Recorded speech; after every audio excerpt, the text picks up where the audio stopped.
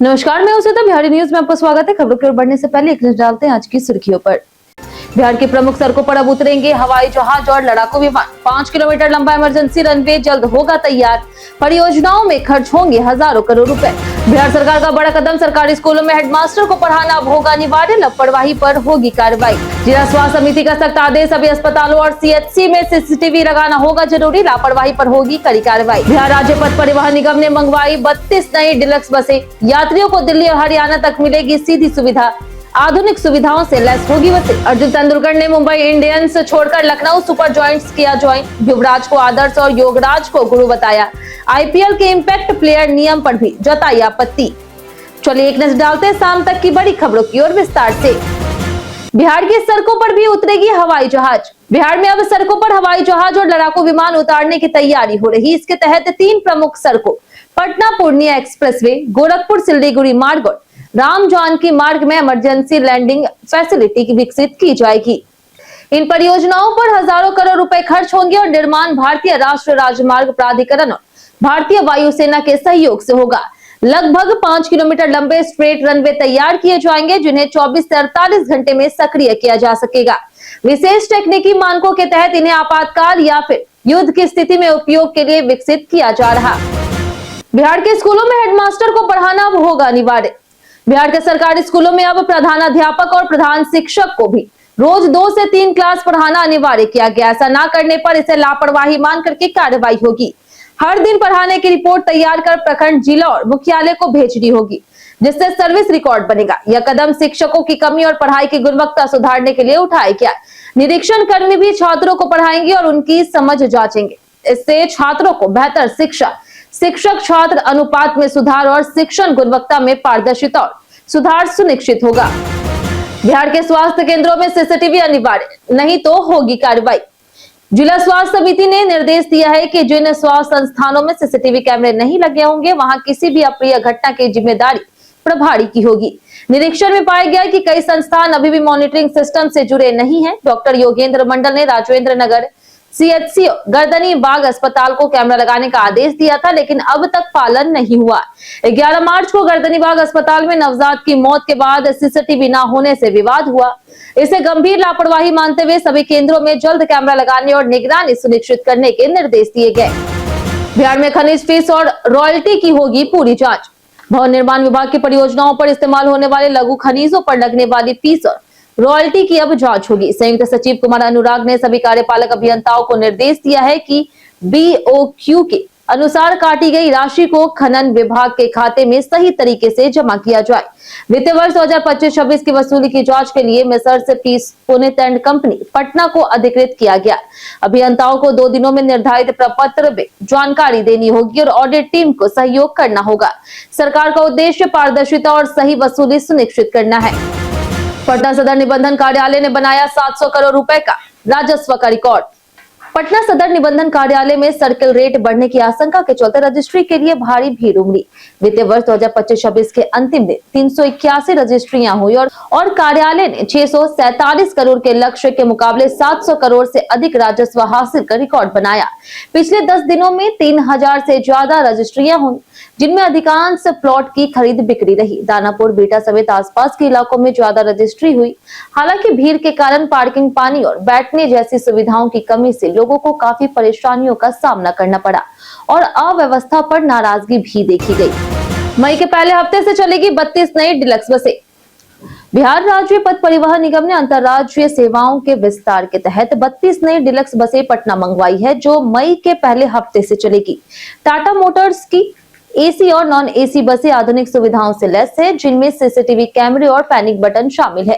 Registration और permit प्रक्रिया के बाद इनका संचालन शुरू होगा। बीएसआरटीसी कुल 149 बसें चलाने की योजना बना रहा है। इससे दरभंगा, मुजफ्फरपुर समेत उत्तर बिहार के यात्रियों को दिल्ली, हरियाणा जैसे राज्यों के लिए सीधी और सुरक्षित यात्रा सुविधा मिलेगी। मुख्य सचिव से डीजीपी तक सबकी संपत्ति ऑनलाइन हुई जारी। बिहार सरकार ने पारदर्शिता बढ़ाते हुए मुख्य सचिव से लेकर के डीजीपी और अन्य कर्मचारियों की संपत्ति का विवरण ऑनलाइन जारी किया। प्रत्येक अमृत के परिवार के पास सोना चांदी, करोड़ों की जमा राशि और निवेश है, जबकि सीमित नगद और 79 लाख का एजुकेशन लोन भी है। उनके पास गुरुग्राम में फ्लैट और मुजफ्फरपुर में जमीन है। वहीं विनय कुमार के पास सीमित बचत, कार, जेवरात और संपत्ति है, जिसमें पत्नी के नाम ज्यादा जमीन दर्ज है। उन पर 42 लाख का कर्ज भी है। यह कदम जवाबदेही और पारदर्शिता को दर्शाता है। पटना गया धनबाद रूट पर जल्द चलेगी फास्ट मेमू ट्रेन। बिहार और झारखंड के बीच रेल कनेक्टिविटी मजबूत करने के लिए भारतीय रेलवे पटना गया धनबाद रूट पर फास्ट मेमू ट्रेन चलाने की योजना बना रहा है। 12 कोच वाली यह आधुनिक ट्रेन अमृत भारत एक्सप्रेस जैसी सुविधाओं से लैस होगी, जिसमें स्मार्ट लाइटिंग, हवादार कोच और बेहतर उपकरण होंगे।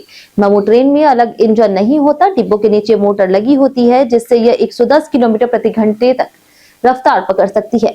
यह ट्रेन छात्रों, पेशेवरों और दैनिक यात्रियों को तेज आरामदायक सफर के साथ भीड़ भाड़ से राहत देगी। खेमनीचक स्टेशन पर नहीं रुकेगी मेट्रो, बनेगा बड़ा इंटरचेंज हब। पटना मेट्रो के कॉरिडोर 2 का विस्तार भूतनाथ से मलाही पकड़ी तक लगभग पूरा हो चुका है और ट्रायल सफल रहा। अब केवल commissioner of metro rail safety और फायर विभाग की मंजूरी बाकी है, जिसके बाद अप्रैल अंत तक सेवा शुरू हो सकती है। खेमनीचक स्टेशन पर फिलहाल ट्रेन नहीं रुकेगी, क्योंकि इसे इंटरचेंज हब बनाया जा रहा। वहीं अंडरग्राउंड टनल और दानापुर रूट पर भी तेजी से काम चल रहा। करीब 13,365 करोड़ की यह परियोजना शहर की ट्रैफिक व्यवस्था में बड़ा बदलाव लाएगी और पटना को आधुनिक शहर बनाएगी। बिहार के इस जिले में बंद गोवर्धन गैस प्लांट फिर से होगा चालू। मोतिहारी के कोटवा में स्थापित गोवर्धन गैस प्लांट स्थापना के बाद से संकट में है और अपने उद्देश्यों को पूरा नहीं कर पाया। लगभग 50 लाख की लागत से बने इस प्लांट का संचालन कई प्रयासों के बावजूद सफल नहीं हुआ। मुख्य कारण गोबर की कमी रही। अब जिला प्रशासन ने इसे फिर से चालू करने की पहल की है और जिम्मेदारी जीविका को दी है। महिलाओं द्वारा पशुपालन और गोबर संग्रह के जरिए प्लांट को पुनः चालू करने की योजना है, जिससे बिजली और गैस उत्पादन की उम्मीद बढ़ी है। राजगीर में शुरू हुई नेशनल हॉकी चैंपियनशिप।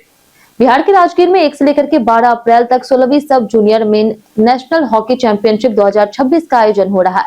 बिहार राज्य खेल प्राधिकरण के अनुसार इसमें 30 राज्यों और केंद्र शासित प्रदेशों की 600 से अधिक खिलाड़ी भाग ले रहे। टूर्नामेंट राजगीर खेल एकेडमी में आयोजित हो रहा। बिहार की टीम 1 अप्रैल को छत्तीसगढ़ के खिलाफ अपने अभियान की शुरुआत करेगी। खिलाड़ियों का चयन ट्रायल के जरिए किया गया। पुरुष और महिला दोनों टीमों में प्रतिभाशाली खिलाड़ियों को शामिल किया गया, जिससे बिहार को अच्छे प्रदर्शन की उम्मीद है। राजधानी पटना में 11 अंचल अधिकारियों की हुई नियुक्ति। बिहार सरकार के राजस्व और भूमि सुधार विभाग ने पटना जिले के 11 अंचलों में प्रशासनिक कार्य क्षमता बढ़ाने के उद्देश्य से नए अंचल अधिकारियों की नियुक्ति की।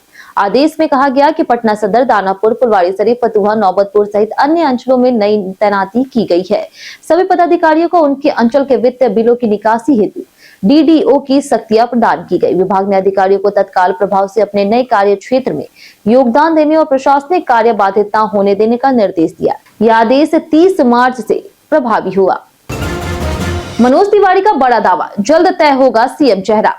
बिहार की राजनीति में मुख्यमंत्री पद को लेकर के हलचल तेज हो गई है। मनोज तिवारी ने रोहतास के डेहरी में बयान देते हुए कहा कि 10 अप्रैल तक साफ हो जाएगा कि अगला मुख्यमंत्री कौन होगा। उन्होंने नीतीश कुमार की तारीफ करते हुए उन्हें अपना नेता बताया और उनके नेतृत्व में बिहार की छवि बदलने की बात कही। उम्र को लेकर के उठे सवालों पर तिवारी ने कहा कि अनुभव ही असली ताकत है। विपक्ष के परिवारवाद के आरोपों को उन्होंने मक्कारी बताया। उनके बयान से बिहार की राजनीति में नई बहस शुरू हो गई। नालंदा भगदड़ केस में 4 पुजारियों को किया गया गिरफ्तार।